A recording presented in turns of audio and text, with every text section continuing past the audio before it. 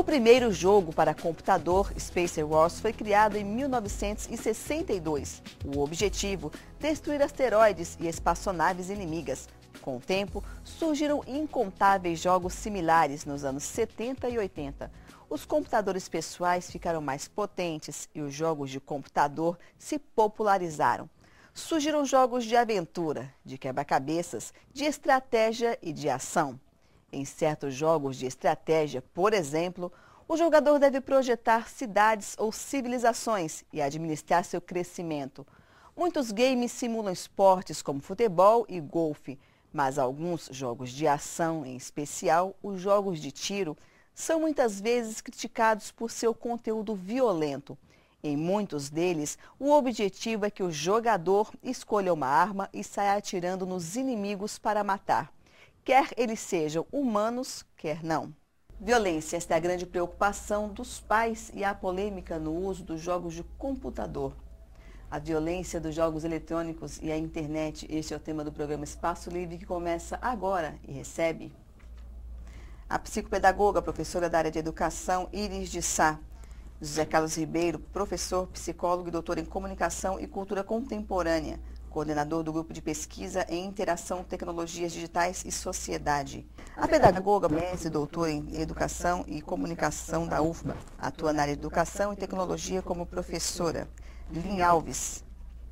Muito obrigada pela presença de vocês aqui, a participação. É um prazer recebê-los aqui para a gente falar de jogos eletrônicos e a violência. E eu queria começar com você, Iris. Como é que você lida com essa questão na escola? Na escola, a gente tem uma preocupação de alertar tanto os educadores em relação à utilização dos jogos, até porque a escola não é um espaço, você tem um espaço lúdico, mas o espaço que a criança basicamente interage com os jogos é mais em casa, né? A escola tem que ter um objetivo na hora que está trabalhando com jogos. Então, a gente pode realmente ter essa acessibilidade, mas com um objetivo pedagógico. E também no sentido de alertar os pais. Então, os professores, na sua formação, na sua capacitação, também trabalham através de reuniões, no sentido de que as crianças, no seu tempo de lazer, não necessariamente somente fiquem expostas ao computador.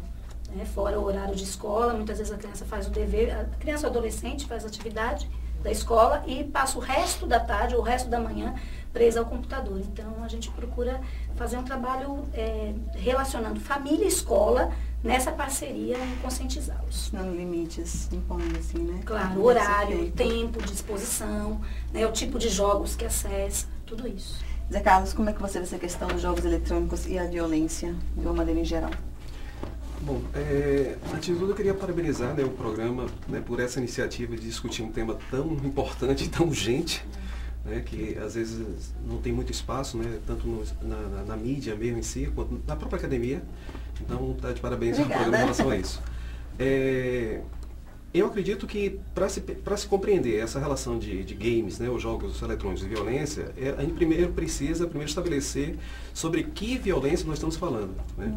Porque nós podemos entender, assim, fazendo uma análise bastante rápida, mas podemos compreender a questão da violência em alguns níveis. Né? O primeiro nível seria daquelas relações mesmo vinculadas às relações microsociais, né? Quer dizer, as relações que são estabelecidas nas relações cotidianas, né? Ou seja, aquela que exploram ou tentam compreender, né, os comportamentos sociais das pessoas. Mas a gente também pode tentar compreender também essa questão da violência sendo uma outra perspectiva, né, que é essa questão de como ela pode estar sendo apresentada em relação, por exemplo, às questões de evidenciar no sentido de reforçar as desigualdades sociais, a questão das exclusões sociais, né? Ou seja, a questão da presença de atitudes preconceituosas, atitudes discriminatórias, etc. Né?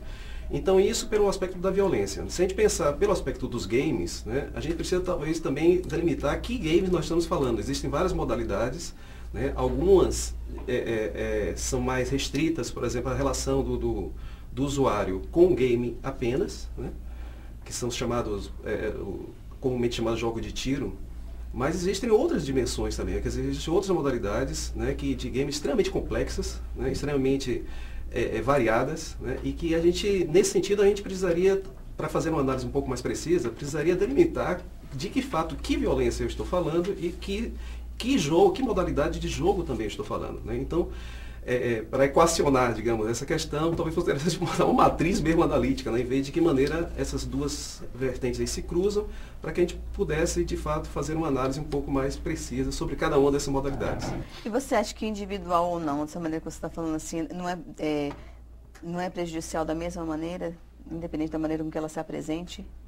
Eu diria que a questão não é ser prejudicial ou não. A questão, me parece que é verificar de que maneira esses jogos eles estão sendo utilizados, né?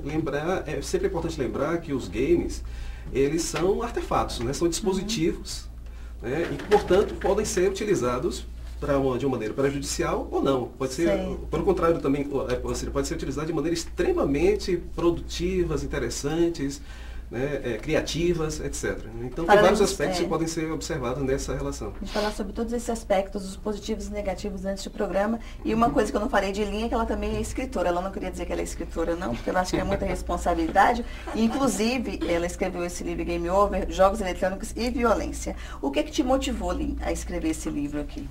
Bem, eu trabalho com a discussão sobre educação e tecnologia há alguns anos. E aí, quando eu estava sempre falando nos espaços de formação de professores ou falando para os pais, eu costumo brincar que essa é o retorno do recalcado sempre, né? Que é a questão que emerge. Toda vez que você está falando de tecnologia, mesmo que não esteja focando em jogos, a questão é: Lin, meu filho passa muitas horas jogando, aqueles jogos violentos, aquele menino não sai do quarto, um pouco do que ele estava colocando, né? Dessa coisa deles ficarem centrados só nesse tipo de atividade. Então, essas demandas, elas eram frequentes quando eu estava nesses espaços de formação. E isso começou a me incomodar, né? Me incomodou porque eu queria, de alguma forma, ter subsídios para estar trabalhando com esses pais, discutindo. Respondia intuitivamente a partir da minha experiência com as outras tecnologias de maneira geral. Culminou com os tiros em Columbine e vários acontecimentos que marcaram o final da década de 90, envolvendo jovens, envolvendo a questão de violência, envolvendo as mídias, especialmente os games. Aquele caso tão falado do baiano que entrou no cinema e matou... Matheus Meira. Isso. Então, todas essas coisas contribuíram para que eu decidisse que era um objeto para ser investigado. Então, foi por isso que eu imergi nesse universo aí, né?